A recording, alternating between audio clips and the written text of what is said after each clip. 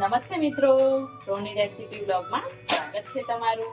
તો આજે આપણે મસ્ત એવા હેલ્ધી, ટેસ્ટી અને વિટામિનથી ભરપૂર એવા પરોઠા બનાવીશું। એકદમ આપણે મકાઈના પરોઠા બનાવે છે, એકદમ જોરદાર છે અને ટેસ્ટ બી જોરદાર। તમે પિઝાને બી ભૂલી જશો એવા ટેસ્ટ સાથે આપણે પરોઠા બનાવીને તૈયાર કર્યા છે।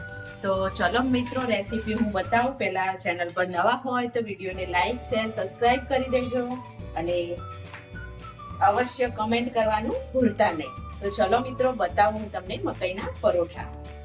તો અહીંયા આપણે મસ્ત મજાના મકાઈના પરોઠા બનાવવા માટે એકદમ અલગ જ આજે પરોઠા બનાવીશું આપણે।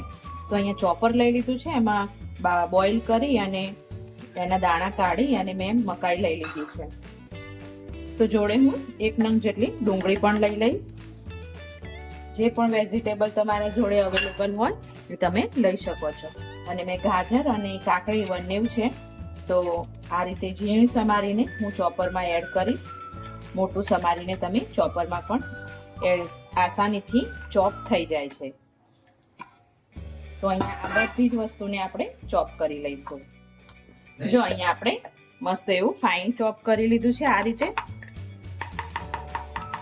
તો આપણે એક બાઉલમાં આ રીતે વાડકામાં કોઈ બી હોય એમાં એડ કરી દઈશું। તો અહીંયા આપણે બધું ચોપ કરી લીધું છે। તો આપણે સ્વાદ પ્રમાણે મીઠું એડ કરીશું અને આપણે થોડો પીઝા જેવો ટેસ્ટ આપીશું। તો હું અહીંયા થોડો એવો ઓરેગાનો એડ કરીશ અને સરસ એવો મસ્ત એવો ટેસ્ટ આવશે આનાથી। આપણે સાદું જે લાલ મરચું ને એવું આવે છે એ પણ મસાલો આપણે કરી શકીએ છીએ। હું અહીંયા તીખાસ માટે થોડા એવા ચીલી ફ્લેક્સ લઈ લઈશ। તો આનાથી સરસ એવું બાઇન્ડિંગ પણ બને છે અને સરસ એવો ટેસ્ટ પણ આવે છે અને છોકરાઓને તો બહુ જ મજા આવે છે। અને આપણે થોડા એવા કોથમીરના પાન એડ કરી દઈશું। તો આ બધી જ વસ્તુને આપણે હાથની મદદથી આ રીતે મિક્સ કરી દેશું। તો અહીંયા આપણે સ્ટફિંગને તૈયાર કરી લીધું છે। તો હવે આપણે લઈ લઈશું રોટલીનો લોટ લઈ લઈશું, જે તૈયાર કરીને જ મૂક્યો છે આપણે। તો જો રોટલીનો લોટને મેં જે રેગ્યુલર આપણે જે રોટલીનો લોટ છે ને એ જ લોટ લઈ લીધો છે। તો આને થોડી વાર પહેલા મેં બાંધી લીધો હતો। હવે આને થોડો એવો મસળી લઈશું, જેથી કરીને એકદમ સોફ્ટ આપણો લોટ થઈ જાય। તો અહીંયા આપણે એક મીડિયમ સાઈઝનું લોયો લઈ લઈશું, જેને આપણે ગુલ્લું પણ કહીએ છીએ। તો એને આપણે લોટમાં ડીપ કરી અને પહેલા થોડું એવું આપણે વણી લઈશું।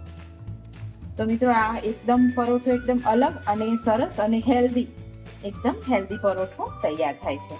તો અહીંયા આપણે થોડો એવો મોટી સાઈઝમાં વણી લેશું અને જે આપણે સ્ટફિંગ બનાવ્યું હતું તો એને આપણે આ રીતે અંદર સ્ટફિંગમાં આપણું થોડું પાણી છે, તો એના માટે પણ આપણે ઉપાય કર્યો છે કે કેવી રીતે કરવું।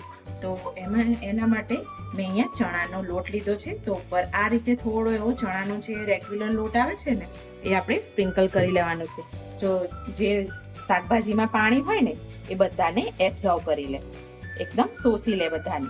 તો આ રીતે આપણે ધીમા હાથે સ્પ્રેસ કરતા જઈશું અને પરોઠાને આપણે આ રીતે બંધ કરી દેશું। હવે થોડો એવો લોટ નીચે અને થોડો એવો લોટ ઉપર લઈ અને હલકા હાથે આપણે વણીશું, પલટાવીશું, પછી એકદમ હલકા હાથે। આ પરોઠો એકદમ રાઉન્ડ થાય એવું જરૂરી નથી આપણે। તો આપણે હલકા હાથે એકદમ આ પરોઠાને વણીશું, કારણ કે બધા શાકભાજી છે ને એકદમ અંદર થોડા અણીદાર ને એવા બધા હોય ને એટલે આપણા લોટને ફાડી દે। તો આ રીતે આપણે હલકા હાથે આપણે વણી લેવાનું છે। તો જુઓ, આપણો સરસ એવો પરોઠો તૈયાર છે। તો આને આપણે શેકવા માટે મૂકી દઈશું। તો અહીંયા આપણે તવીમાં આ રીતે પરોઠાને નાખી દઈશું અને આપણે હલકા હાથે એ પણ આપણે સોફ્ટલી રીતે થોડી વાર ચડે ને સરખો ત્યાં સુધી આપણે સોફ્ટ રીતે તૈયાર કરીશું। ત્યાં સુધીમાં હું બીજો પરોઠો પણ તૈયાર કરી લઉં છું। તો અહીંયા આપણે પરોઠાને પલટાવી લઈશું। જો નીચે સરસ એવો આપણો ચડી ગયો છે પરોઠો। તો હવે આપણે આના ઉપર થોડું તમે બટર એડ કરતા હોય તો બટર પણ એડ કરી શકો છો અને રેગ્યુલર જે આપણે તેલ ખાતા હોય એ તેલ પણ એડ કરી શકીએ છીએ. તો આ રીતે ફૂલ ધીમો ગેસ કરી અને આપણે બંને બાજુ સરસ એવો પરોઠો શેકી લેશું.